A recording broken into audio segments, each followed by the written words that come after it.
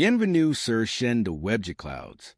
Bien plus qu'une agence web, nous mettons nos différents services. Consultant, expertise technologie et numérique, service à la personne. Sans plus attendre, je laisse la parole à Magali, notre assistant virtuel qui va présenter le sujet du jour. Bienvenue à toutes et à tous. Aujourd'hui, je vais vous raconter une histoire personnelle. C'est un récit de vie, brut, sans filtre. Celui d'un homme qui a aimé, qui a donné, qui a cru, mais qui a aussi été trahi.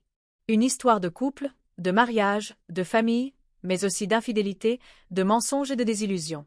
Et pourtant, au bout du chemin, il y a une leçon, une force et un message d'espoir. Installez-vous confortablement, ouvrez votre cœur et suivez-moi dans ce témoignage. Le début de l'histoire, l'amour, le mariage, l'enfant. La vie avait commencé comme dans un film. Tout semblait parfait, une rencontre, une attirance, des rires partagés, des projets en commun. Au départ, c'était cette étincelle, cette alchimie que l'on croit éternelle. Elle, belle, pleine d'énergie, séduisante par son sourire et sa manière d'occuper l'espace. Lui, amoureux, protecteur, prêt à donner sans compter. Très vite, les choses se sont accélérées. Un mariage, un engagement, une promesse devant Dieu, devant la famille, devant le monde. Et comme pour sceller cet amour, un enfant est arrivé. Le plus beau des cadeaux. Un petit être qui change tout, qui transforme deux individus en parents, qui unit encore plus. Dans ces premiers temps, la vie ressemblait à un rêve. Certes, il y avait les contraintes, les nuits blanches, les responsabilités, mais tout cela semblait léger face au bonheur partagé. Je pensais que nous étions forts, que rien ne pourrait nous séparer. Je croyais que le mariage, c'était pour la vie. Que la loyauté allait de soi. Que l'amour, le vrai, suffisait pour traverser toutes les tempêtes. Les premiers signes du doute. Mais peu à peu, des fissures sont apparues. D'abord, de petits détails. Rien de grave, rien qui alerte tout de suite. Mais assez pour éveiller une inquiétude sourde. Elle qui, avant, n'était pas obsédée par son apparence, a commencé à se maquiller davantage, à passer plus de temps devant le miroir, à choisir ses tenues avec une précision nouvelle. On pourrait croire que c'était simplement l'envie de se sentir belle, et au fond, pourquoi pas. Mais il y avait quelque chose de différent. Un parfum plus fort, une robe plus voyante, un regard moins innocent. Puis, il y a eu les sorties. Avant, elle était présente à la maison, auprès de la famille. Désormais, elle sortait plus souvent. Des soirées entre copines. Mais ces copines, pour la plupart, étaient déjà en couple, certaines connues pour leur goût des aventures clandestines. Et surtout, il y avait l'heure du retour. 1 heure du matin. 2 heures parfois.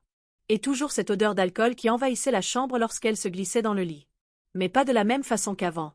Avant, elle venait se lever contre lui, chercher sa chaleur. Désormais, elle s'allongeait à l'envers, les pieds vers son visage, comme pour marquer une distance.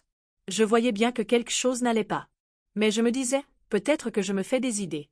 Peut-être que je suis trop jaloux, trop méfiant. Peut-être que c'est moi le problème. La découverte de la trahison. La vérité, pourtant, finit toujours par se révéler. Un message, un comportement, une absence d'explication, il y a toujours un moment où les masques tombent. Et là, le doute s'est transformé en certitude. Elle n'était plus seulement la femme qu'il avait épousée, la mère de son enfant. Elle était devenue une autre.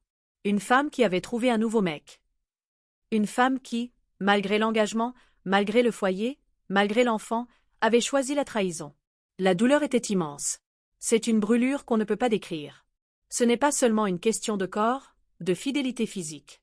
C'est plus profond. C'est la confiance détruite, la loyauté piétinée, l'amour bafoué. J'ai ressenti comme un vide. Comme si le sol s'ouvrait sous mes pieds. Comme si ma vie entière venait de perdre son sens. La confrontation et le silence. Alors bien sûr, il a fallu parler. Ou plutôt essayer. Des messages ont été envoyés. Des mots, au départ remplis de douleur, presque poétiques, comme une pépite. Un cri du cœur, une tentative de sauver quelque chose, ou au moins d'obtenir une explication. Mais aucun retour. Aucun mot. Aucune réponse. Le silence, plus violent encore que la trahison elle-même. Alors un deuxième message, plus brutal, plus direct, plus tranchant. Mais encore une fois, rien. Le néant. Comme si elle avait effacé tout le passé d'un simple geste. La comparaison avec la vraie trahison. À ce moment-là, une réflexion a surgi. Qu'est-ce que la vraie trahison? Est-ce coucher avec une prostituée, une escort girl, une inconnue? Ou est-ce tromper celui avec qui on a bâti une vie entière, un foyer, un mariage, un enfant? La conclusion était claire, la trahison la plus douloureuse, ce n'est pas celle d'un corps vendu. C'est celle d'un cœur donné, puis trahi. Sa nouvelle vie. Pendant que lui luttait avec la douleur, elle avait déjà tourné la page. Un nouveau mec. Une nouvelle histoire. Comme si tout ce qu'ils avaient vécu n'avait été qu'une parenthèse. Comme si l'enfant, le mariage, les promesses, n'étaient rien. La Renaissance. Mais voilà, la vie continue. Oui, la douleur est là. Oui, la cicatrice restera. Mais on ne peut pas mourir d'amour, même si parfois on en a l'impression. Peu à peu, le narrateur a commencé à comprendre que cette histoire, aussi cruelle soit-elle, n'était pas une fin. Mais peut-être un commencement. L'occasion de se redécouvrir, de se reconstruire, de donner un nouveau sens à sa vie. J'ai compris que la vraie force, ce n'est pas d'éviter la trahison. C'est de survivre à la trahison. De se relever, encore plus fort. De continuer à croire en soi, même quand quelqu'un d'autre a choisi de nous détruire. Message universal. Cette histoire, ce n'est pas seulement celle d'un homme. C'est celle de milliers de personnes qui ont connu la trahison. Et le message, c'est celui-ci. Index revers pointant vers la droite blanc oui, ça fait mal. Index revers pointant vers la droite blanc oui, on croit que tout est fini. Index revers pointant vers la droite blanc mais non, ce n'est pas la fin. La vie continue. On peut aimer à nouveau.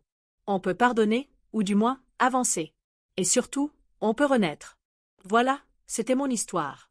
Une histoire de trahison, mais aussi de résilience. Si vous aussi, vous avez traversé une situation similaire, sachez que vous n'êtes pas seul. La douleur ne dure pas éternellement.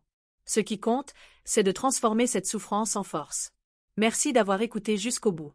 Abonnez-vous à la chaîne, laissez un commentaire pour partager votre expérience, et surtout, prenez soin de vous.